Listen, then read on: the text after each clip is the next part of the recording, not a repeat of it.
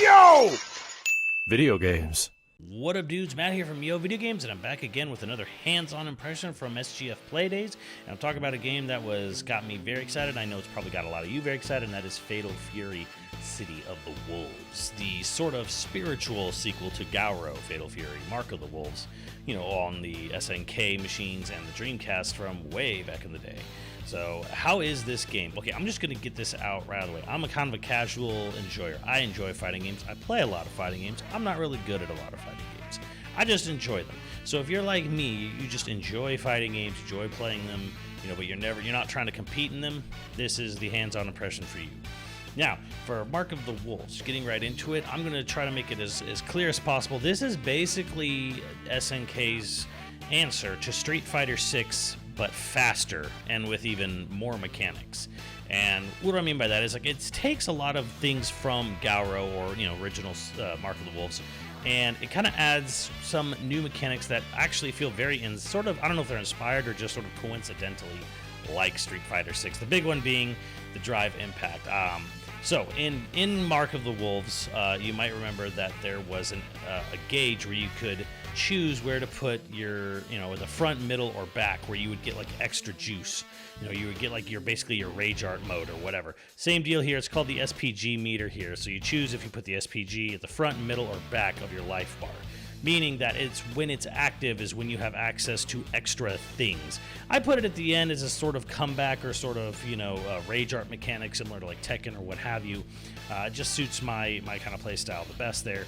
And what it lets you do is, so when your SPG is active, you can press both heavy attacks, and they do a heavily armored, like kind of like drive impact rush move. It's like a small auto combo. It's like a 3-hit, you know, small combo with a big finish on it, and it's super armored. In fact, it might even be more armored than Street Fighter 6, where the drive impact there is armored for 2 hits and you get busted on the 3rd.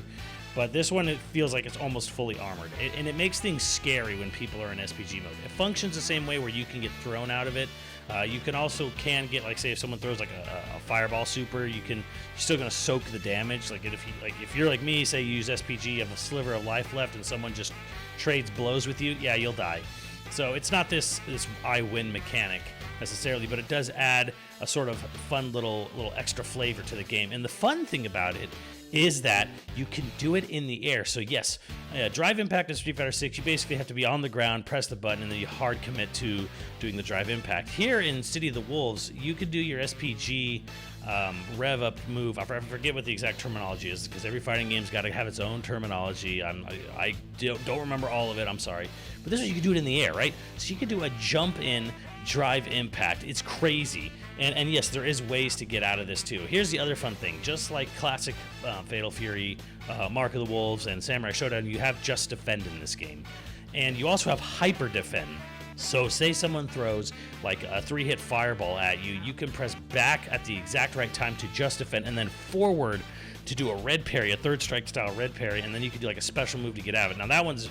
Now say you want to do a Just Defend into a reversal, like special move. You gotta do that in like 2 frames. So unless you're really, really fast and committed, I wouldn't worry about that. But here's the fun thing. Just Defends also in the air. Now there's not air block in the game, but you can Just Defend in the air. It's actually really fun. So just knowing you have access to these abilities is actually pretty cool. The other cool thing in this game is there's a fake out mechanic. So in City of Wolves, you can use, everything we used was on arcade, so it was really nice. You have the ability to press forward in R1, which would be heavy punch in Street Fighter. And you can just basically do a fake like fireball. A character like, say, Terry, he'll look like he's about ready to do, a power shot, but then he just feints and fakes out of it. The other fun thing is this. You can actually fake other super moves. So say like you want to do a burning knuckle. If you press R1 and circle, which is, in Street Fighter terms, heavy punch, medium kick, right after you start up doing a burning knuckle, he'll actually stop it. Now, here's the crazy thing. The game is almost a 5-button fighter, because you have light punch, heavy punch, light kick, heavy kick. But you also have R1, which basically does like this sort of simple function as the feint move. But you can also do these crush moves. So say you predict someone's going to try to sweep your leg.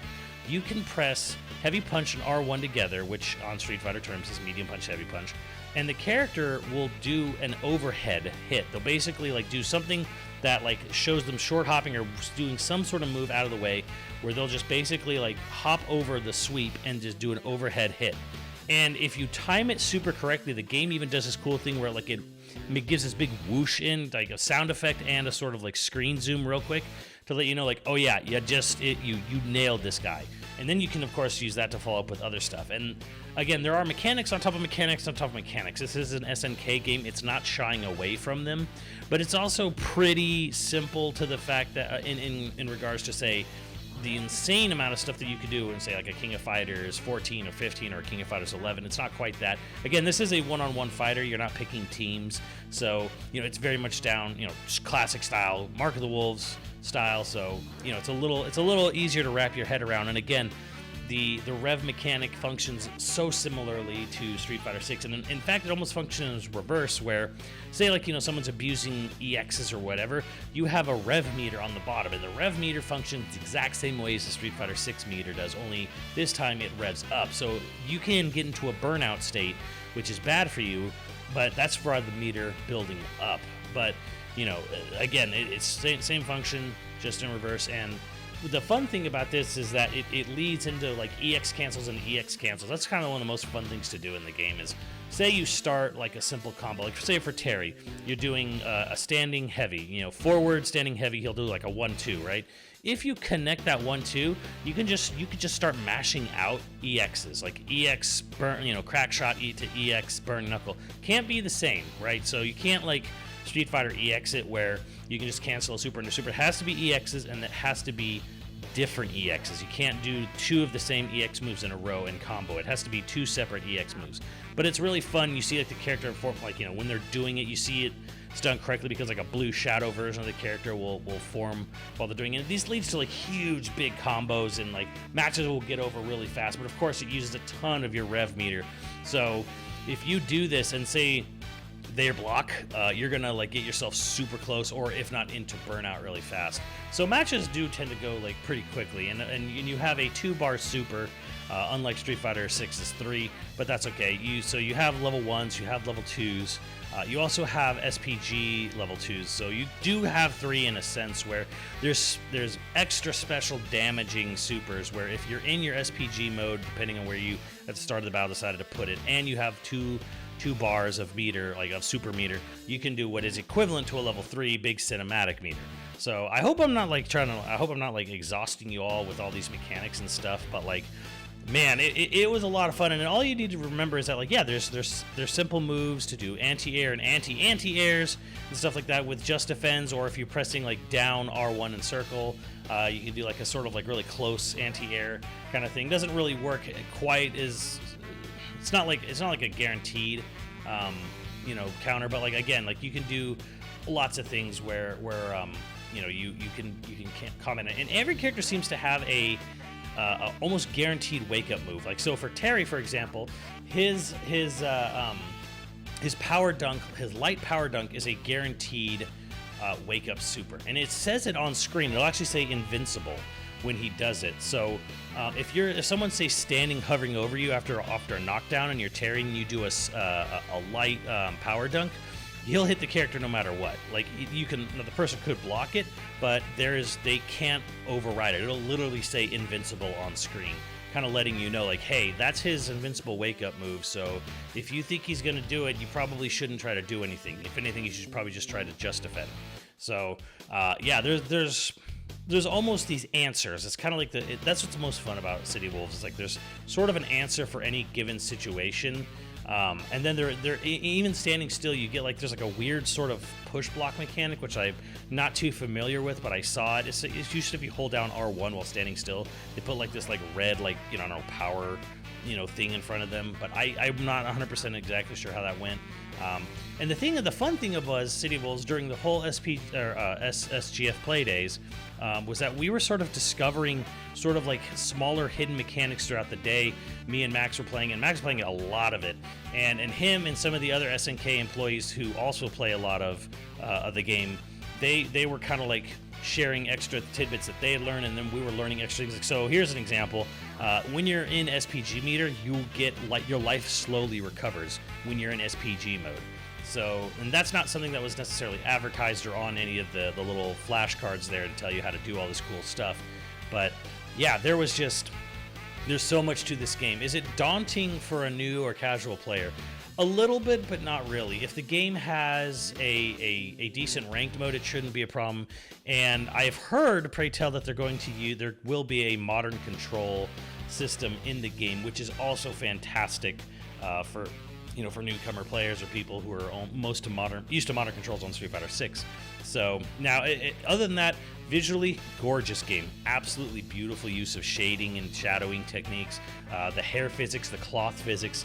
They're all super good. If you think I'm just trying to make like a slide comment about B. Jenny, she wasn't even playable. There was only Rock, Terry, Marco, Vox Reaper, and Preacha. Preacha is basically a new version of Joe Higashi. So if you're a Joe player from the old Fatal Fury days, that's what Preacha is. She's like a Rekka Joe or a more Rekka Joe. I don't know. I didn't really play a lot of Joe, to be honest. But she has Joe stuff. She does Joe moves.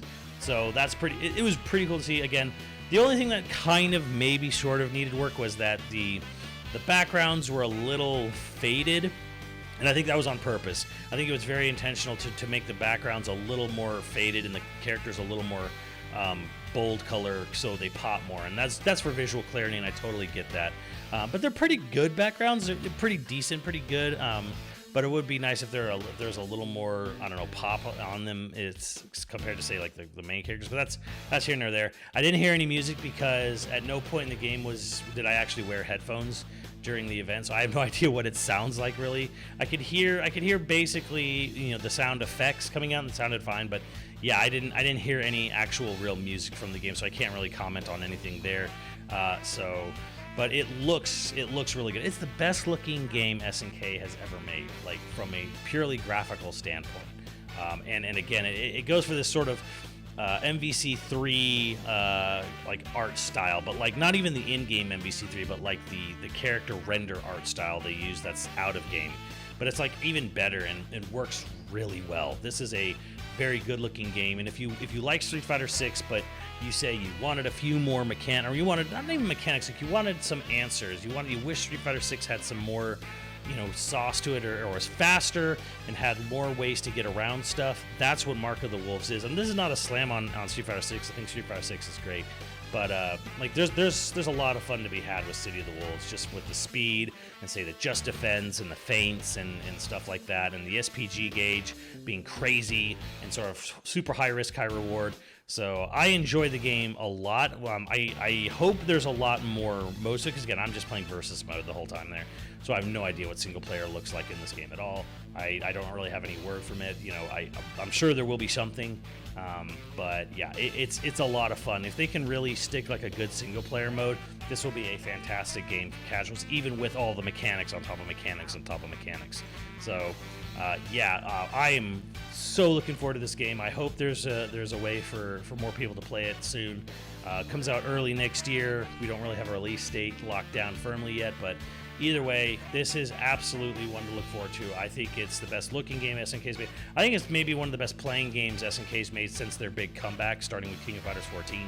So this is a real one, chat. I hope you're looking forward to it too, and let me know what you think, and I'll see you on the channel later, dudes.